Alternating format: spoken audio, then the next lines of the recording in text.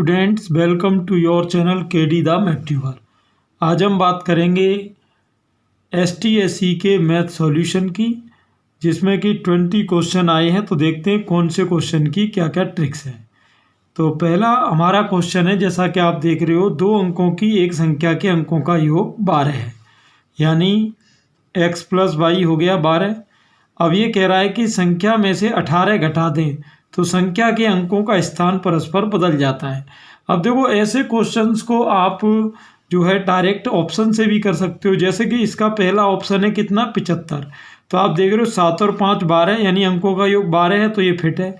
अब इसमें से 18 घटा दें तो 75 में से जब आप 18 को माइनस करोगे स्टूडेंट्स, तो ये आपका हो जाएगा, यहाँ पर 75 में से 18 घटाएंगे तो ये आपका हो जाएगा यहाँ पर 7, और यहाँ आपका रह जाएगा कितना, ये 6 - 5, यानी आपका हो गया 57।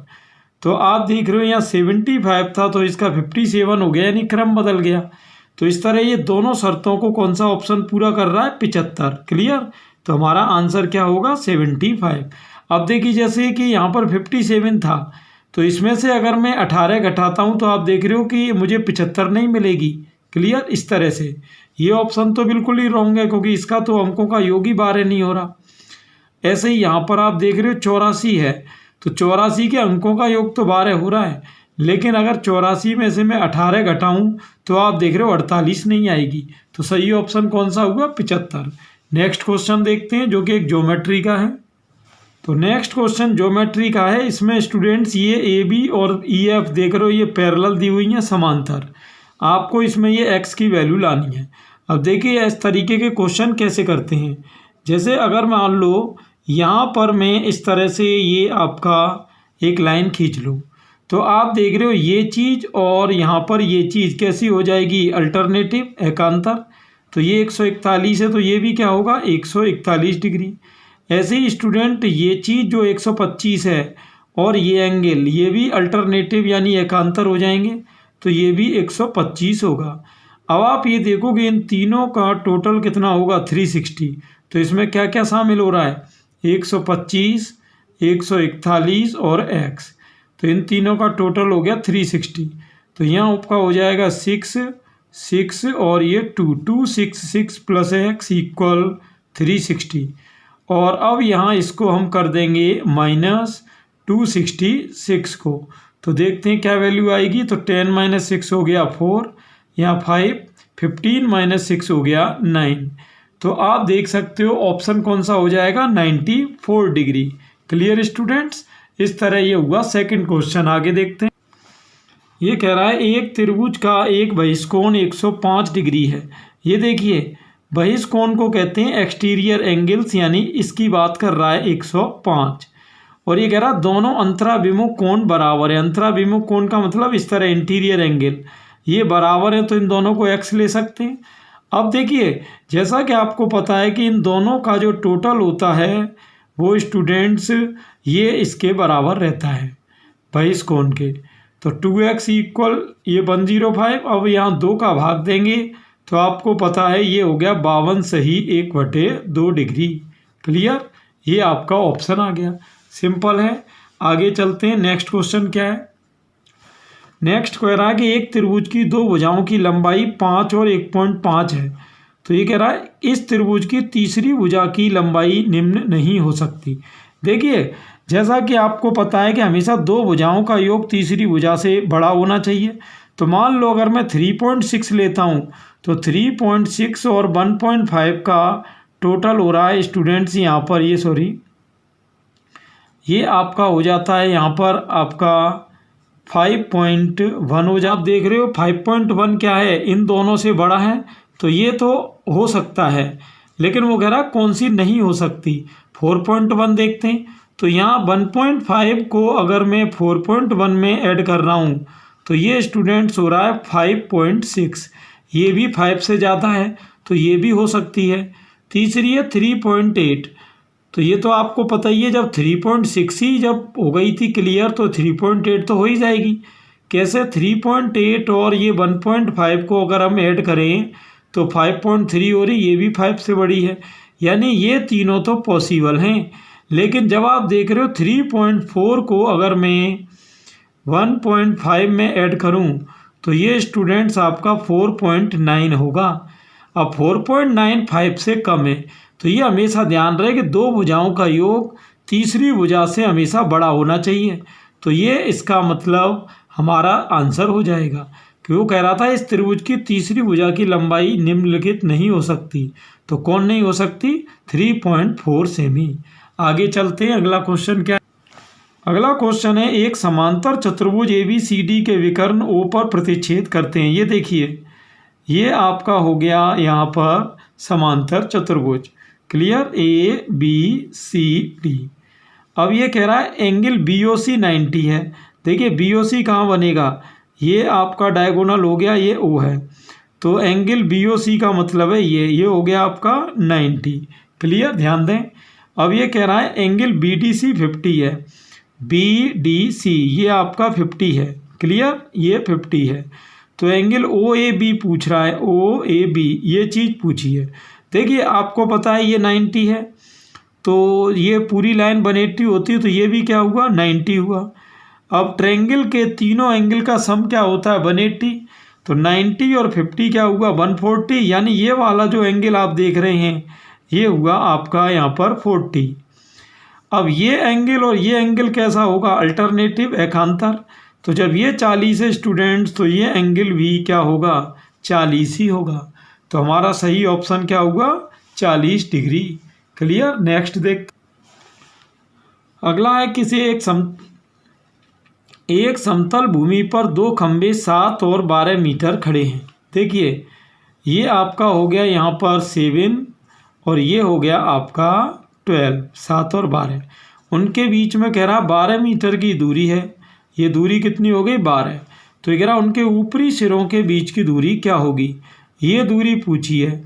अब आपको पता है स्टूडेंट कि अगर ये 12 है तो ये भी 12 होगी, और आप जानते हो 12 में से 7 गया, ये ऊपर बची 5। और पाइथागोरस से अगर हम निकालें तो पाइथागोरस से आप जानते हो कि यहाँ पर जो कर्ण होता है उसका फॉर्मूला क्या होता है? लंब स्क्वायर प्लस आधार स्क्वायर। अगर इंग्लिश में कहें तो base square plus perpendicular square. तो 12 का स्क्वायर 144 प्लस 25 169 का कितना हो गया? 13। तो ये आपकी कितनी हो जाएगी? 13। आंसर आ गया 13 मीटर। अगला देखते हैं क्या कह रहा है। एक त्रिभुजाकार मैदान की दो भुजाएं दे रखी 7 और 8, और मैदान का परिमाप दे रखा है 24। अब जानते हैं कि अपन परिमाप जो होता है तीनों भुजाओं का योग होता है। तो यहाँ पर एक भुजा तो क्या हुई? 7, एक भुजा हुई 8, तो 7 और 8 हुआ 15। तो 24 में से 15 घटाओगे तो तीसरी भुजा हो जाएगी 9। तो ABC आ गई। अब कह रहा मैदान का क्षेत्रफल क्या होगा? तो क्षेत्रफल निकालने के लिए स्टूडेंट पहले S निकालते हैं, जिसका फॉर्मूला आप जानते हो A+B+C/2 होता है। तो 7 और 8 15 और 9 24 का आधा 12 हो गया। अब यहाँ लगाते हैं डेल्टा, ये हीरोन फॉर्मूला होता है। इसके लिए S, S-A, S-B, S-C लगाते हैं। तो यहाँ आपका हो जाता है S कितना है? 12, और ये 12 में से 7 गया आपका 5, 12 में से 8 गया 4, 12 में से 9 गया 3। तो देखते हैं अब सिचुएशन क्या रहेगी यहाँ पर। देखिए अब आप जानते हो ये आपका, देखिए यहाँ पर कैसे कैसे सिचुएशन है। 12 चौके 48, 48 का 3 में 144। अब 144 का वर्गमूल होता है 12, तो ये तो बाहर चला जाएगा। अब 5 का रूट नहीं हो रहा तो 5 अंदर रह जाएगा। तो ये आपका हो गया 12√5। क्लियर? सिंपल है। नेक्स्ट देखते हैं। नेक्स्ट क्या है? ट्रिग्नोमेट्री का क्वेश्चन है। Sec theta equal 13/12। आप जानते हो सेक का फॉर्मूला होता है कर्ण बटे आधार, इंग्लिश में कहें तो हाइपोटेनस अपॉन बेस। अब ये पूछ रहा 10। तो देखिए यहाँ 13 तो हो गया कर्ण और आधार हो गया 12। अब आपको पहले 10 के लिए चाहिए लंब। तो लंब यानी L का फॉर्मूला होता है रूट कर्ण स्क्वायर माइनस आधार स्क्वायर। तो कर्ण कितना है यहाँ पर? 13, 13 का स्क्वायर हो गया 169, आधार 12, 12 का स्क्वायर हो गया 144। 169 में से 144 जाएगा, बचे 25, 25 का 5 हो गया। अब यहाँ इसकी वैल्यू अपने को निकालनी है, तो देखते हैं ये सिचुएशन क्या होगी। तो 1 minus tan theta upon 1 plus tan theta. अब देखो टेन का सूत्र आप जानते हो, टेन क्या होता है, टेन होता है परपेंडिकुलर अपॉन बेस, यानी लंब बटे आधार। तो लंब कितना आया 5, तो आधार कितना था 12, तो टेन हो गया 5/12। अब ये वैल्यू यहाँ जमा दो, तो ये देखिए 1 माइनस टेन की वैल्यू क्या निकालिए 5/12, 1 प्लस 5/12। तो यह 12 एकम 12 में से 5 गया 7, और 12 एकम 12 और 5 हो गया 17। क्लियर, 12 एलसीएम में कट जाएगा। ये यहाँ भी मैंने देखो ये कैलकुलेशन की हुई है, तो आपका आंसर क्या होगा, ये आपका 7/17 हो गया। चलते हैं नेक्स्ट पर। अगला क्वेश्चन है स्टूडेंट कि 3π/4 का मान साष्टिक पद्धति में क्या होगा। देखिए साष्टिक पद्धति का मतलब सेक्सागेसिमल सिस्टम है, इसको स्टूडेंट डिग्री सिस्टम भी कहते हैं। क्लियर, 3π/4 निकालना है तो बिल्कुल सिंपल होता है, इसमें है कुछ नहीं। देखिए पाई की वैल्यू होती है 180 डिग्री, और जब मैं 4 से डिवाइड करूंगा तो 45 आएगा, 45 का 3 में हो जाएगा 135 डिग्री। अगला क्वेश्चन है निम्न आंकड़ों का माध्यक क्या है। माध्यक को स्टूडेंट मीडियन कहते हैं, AME से डिनोट करते हैं। देखिए होता क्या है कि इसमें जो भी आंकड़े दिए हैं, डेटा दिए हैं, इनको असेंडिंग ऑर्डर में लिखते हैं। असेंडिंग का मतलब होता है बढ़ता हुआ क्रम। तो आप देख सकते हो इनका क्रम क्या बनेगा, 7, 10, 12, 15, 20 और ये 15 के बाद क्या आ रहा है 18 और 20 और 22। क्लियर, ये है। अब यहाँ आप देख सकते हो मिडिल टर्म कौन है 15, बीच में कौन आ रहा है 15। बस यही होती है स्टूडेंट माध्यक, इसे AME कहते हैं। तो ये आपका आंसर देखो कहाँ है 15, ये रहा। तो ये दूसरा ऑप्शन हो गया। इससे पहले वाले में ऑप्शन कौन सा था 135 डिग्री। अब चलते हैं नेक्स्ट क्वेश्चन पर। ये कह रहा है कि द्विघात समीकरण इसका विविक्तिकर क्या होगा। विविक्तिकर को आप जानते हो विवेचक भी कहते हैं, स्पेलिंग होती है डिस्क्रिमिनेंट। तो डिस्क्रिमिनेंट को D से डिनोट करते हैं, इसका फॉर्मूला B² - 4AC होता है। तो B कितना है 10। देखिए यहाँ पर ABC इसमें से निकालते हैं, x² का कोफिशिएंट क्या है 3√3, ये तो A हो गया, और यहाँ x का कोफिशिएंट क्या है 10, ये B हो गया, और C हो गया आपका √3, ये हो गया आपका ABC। तो चलिए B², तो 10 का स्क्वायर हो जाएगा 100, 4 इंटू A की वैल्यू 3√3 और C हो गया आपका √3। 100 माइनस, अब देखिए 4 का 3 से हो गया 12, और √3 का √3 से इंटू करेंगे तो 3 हो गया। तो 100 माइनस 12 का 3 में हो गया 36, 100 में से 36 जाएगा 64। 64 ऑप्शन कहाँ है, ये रहा 64 आपका। क्लियर, नेक्स्ट देखते हैं। के किस मान के लिए समीकरण युग्म ये और ये अनंत हल होंगे। अनंत का मतलब होता है student infinite solution. Infinite solution, infinite solution की ट्रिक होती है A1/A2 = B1/B2। अब A1 क्या है, x के साथ है 3, A2 यानी यहाँ x के साथ k, B1 यहाँ y के साथ -2 और यहाँ y के साथ 5। क्रॉस मल्टीप्लाई कर देंगे, -2 के इक्वल 5 का 3 में 15 हो जाएगा, और k की वैल्यू हो जाएगी -k 15/2। ऑप्शन कौन सा हो गया, 4 ऑप्शन हो गया। आगे चलते हैं। यहाँ पर समांतर श्रेणी का कौन सा पद 639 है, देखते हैं। यहाँ पर देखिए ऐसे जो क्वेश्चन होते हैं स्टूडेंट, इनमें क्या है पहले A लेते हैं, तो A क्या है 3, D लेते हैं तो 15 में से 3 गया 12। इसमें जो लास्ट टर्म होता है उसे L मान लेते हैं, L, और फॉर्मूला लगाते हैं यहाँ पर L = A + n - 1 × D। Clear, ये इसमें फॉर्मूला लगता है। तो यहाँ देखिए है क्या, L की वैल्यू क्या है 639, A आपका 3 है, n निकालनी है, D आपका हो गया 12। 3 इधर माइनस होगा 636 हो जाएगा, n - 1 × 12 हो गया। तो 12 से डिवाइड करेंगे, 12 × 5 = 60, 12 × 3 = 36, -1 इधर जाएगा तो n की वैल्यू हो गई 54। ये आपका हो गया 54। आगे देखते हैं, थीटा 45 है तो इसकी वैल्यू पूछी है, तो 1 माइनस कॉस 2 इंटू थीटा की जगह क्या है 45 अपॉन साइन 2 इंटू थीटा की जगह 45। तो यहाँ देखते हैं 1 माइनस कोस 45 दूनी हो गया 90 बटे साइन ये भी 45 दूनी हो गया 90। तो 1 माइनस कोस 90 का मान हो गया 0, साइन 90 का मान होता है स्टूडेंट्स 1। तो 1 अपॉन 1 निकालोगे तो स्टूडेंट इसकी वैल्यू 1 आएगी। ऑप्शन देख लेते हैं, ऑप्शन ये रहा आपका 2, 1 हो गया। नेक्स्ट है एक ये हाइट एंड डिस्टेंस ऊंचाई दूरी का क्वेश्चन है। एक पहाड़ी का ढलान 36 से 60 डिग्री का कोण बनाता है। देखिए सिस्टम क्या है, ये है पहाड़ी, ये क्लियर, और इसका यह है ढलान, और ये आपका 60 डिग्री का बना रहा है कोण, और शिखर तक पहुंचने में 500 मीटर चलना पड़ता है। ये तो 500 मीटर चलने का मतलब ये डिस्टेंस आपकी 500 मीटर हो गई। अगर मैं इसको ट्रायंगल ABC ले लूँ तो ये कह रहा है पहाड़ी की ऊंचाई क्या है, ऊंचाई का मतलब हाइट पूछी है। अब देखो ये होता है लंब और ये होता है कर्ण, तो लंब और कर्ण किस में आते हैं साइन में। तो साइन थीटा यानी साइन 60 बराबर लंब बटे कर्ण h बटे 500 हो जाएगा। साइन 60 का मान होता है √3/2 h बटे 500।